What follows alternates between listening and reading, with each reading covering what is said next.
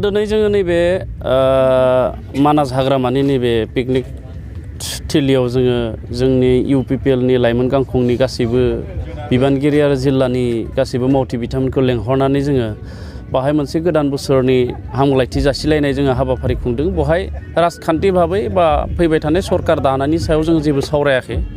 बेयाव जोङो सावरायदों माथ्र' जे थांनाय समफोराव जोङो बोरै खामानि मावलांखो आरो गोबाङानो गोबां खस्थ' खालामनानै खामानि मावबाय, बिसायख'थिया जोबलांबाय, मोजाङै मोजां जोबलांबाय, बिनि थाखाय जोङो साबायखर होदों। गोबाङा खामानि मावनायनि थाखाय साबायखर होदों। रायजो राजाफ्रा जोंखौ हेफाजाब होनायनि थाखाय साबायखर होदों जोङो।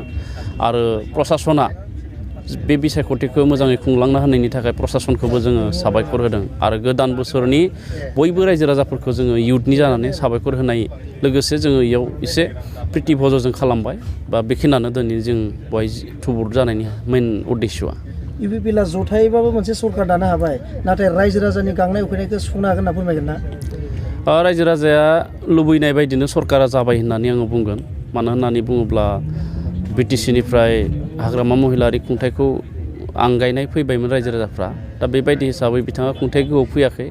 आरो बेबायदिहाय UPPL, BJP आरो GSP जथायै जोङो BPFनि अनगायै जों सरकार खुंनो हाबाय। दा बे हिसाबै रायजो राजानि गांनाय उखैनायखौथ' गासैखौबो फोलोमजोबनो हाया। थेवब्लाबो फैबाय थानाय समाव जोङो बोरै सुफुंनो हागोन, बोरै जोङो मावफुंनो हागोन, बेखिनिखौ जोङो नाजालांगोन। एसेमब्लियाव UPPLनि रला माबायदि जागोन? एसेमब्लियाव UPPLआ मेजर रल लागोन। मानो होनना बुङोब्ला नैबे जोंनि BTR ओनसोलनिफ्रायबो जा MLA दङ आरो बे MLAफोरखौ जोङो देरहा होनानै जोंनि BTR सुक्तिनि दफाफोरखौ जोङो मावफुंनो गोनां दङ। दा बेखायनो जोङो गोख्रों रुल लानानै बे MLA इलेक्सनखौ जोङो बादायगोन।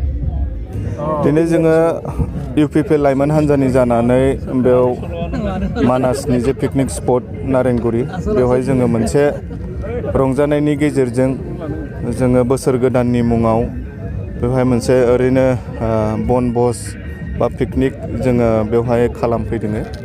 आरो बेखौ लानायनि गुबै थांखिया बेनो जे थांनाय 8-9 मास लानानै जोङो लाइमोन हान्जानि जानानै जोङो 40टा समस्थियाव जोङो हान्जानि जानानै गोबां जोङो खामानि मावबोबाय आरो मावनायनि फिथाइखौबो जोङो मोनबाय। मोनसे गोदान सरकारखौ जोङो दाफुंनानै लानो हाबाय। UPPL, GSP आरो BJP मोनथाम हान्जा लोगो नांनानै। दा बेयाव फैनायनि गुबै थांखिया बेनो जाहाथे जोङो फैबाय थानाय समफ्रावबो खौसेथियैनो जाहाथे जोङो लाइमोन हान्जाखौ जोङो गोख्रों खालामलांनो हायो आरो जोंनि बिटिआर हालामाव रायजो जानाय साफ्रोमबो हारि माहारिखौ लानानै जोङो खौसेथियैनो जाहाथे जोङो आवगायलांनो हायो। बे थांखिखौ लानानै जोङो मोनफ्रोमबो जिल्लानिफ्राय जोङो लाइमोन हान्जानि दैदेनगिरि बिथांमोनखौ लानानै दिनै बे मानासाव जोङो पिकनिक जाफैदों। आरो बिनि गेजेरजोंनो जोङो मेसेज होनो नागिरदों जे UPPL लाइमोन हान्जाया जोङो फैबाय थानाय समाव जोङो गोख्रों भाबै खामानि मावलांनो थाखाय फिन जोङो दिनै थिरांथा लाबाय, जोङो जानजि खाफ्राबाय आरो फैगोन एसेमब्लियावबो जोङो लाइमोन हान्जानि जानानै जेरैबायदि जोंनि दोलोनि जानानै खामानि मावनांगौ जोङो बेखौ मावलांनो थाखाय जोङो साखाफारा जाबाय। नोंथाङा सासे लाइमोन UPPLनि आफादगिरि हिसाबै मोनसे रायजोनि मोनसे सोंलु सोंनो नागिरदों। BPF राजखान्थि हान्जा बिथांमोना जिहेथु PCDCआव बिथांमोना BPFनि मोनसे फ्लेग गायनानै दासिमबो PCDCआव जबाय थानायखौ जों नुनो मोन्दों। नाथाय UPPLआ मोनसे जथाय सरकार दानो हानाय हिसाबै नाथाय मा फोरमायगोन? नङा, बेथ' मोनसे बिथांमोना फ्लेग गायनानै जबाय थायो ना मायो बेथ' बिथांमोननि खोथासो।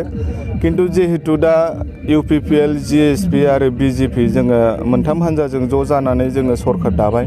मोनसे गोदान सरकार, जे सरकारखौनोखि दिनै बिटिआर हालामाव रायजो जानाय साफ्रोमबो हारि माहारि बिथांमोना जोंखौ बरायबाय। आरो बे लेखायैनो सरकारि प्रसेस मथे जे BCDC दानायनि जे हाबाफारि जोङो बेखौ फैबाय थानाय समफ्राव जोङो मावलांगोन। बेयाव नोङो खबजा खालामनो सानदोंबाबो बेथ' जाहैनाय नङा। जिहेतु बे मोनसे अफिसियेल प्रसेसजों थांगोन। जिहेतु जायहा सरकाराव दङ बिथांमोनानो बे BCDCखौ दागोन। बेनिखायनो जोंहा बेयाव जेबो सिन्था जानांगौ गैया। आङो रायजो राजा बिथांमोननिसिम गुरैयै खावलायगोन जाहाथे बिथांमोना धैर्य हमनानै एसे सम जोंनो होयो आरो जोङो जे BCDC-खौ दागोन बेवहाय जोङो मोजां मानसिखौनो जोङो सायख'नानै BCDC चेयारमेन बा मेम्बारफोरखौ जोङो सायख'नानै लागोन जाय बिथांमोनानिखि जोंनि जे राजनितिक अधिकार दङ बा रायजो राजानि जे राजनितिक अधिकारफोर दङ बै अधिकारफोरखौ जाहाथे बयनोबो समानै राननानै होफैनो हायो।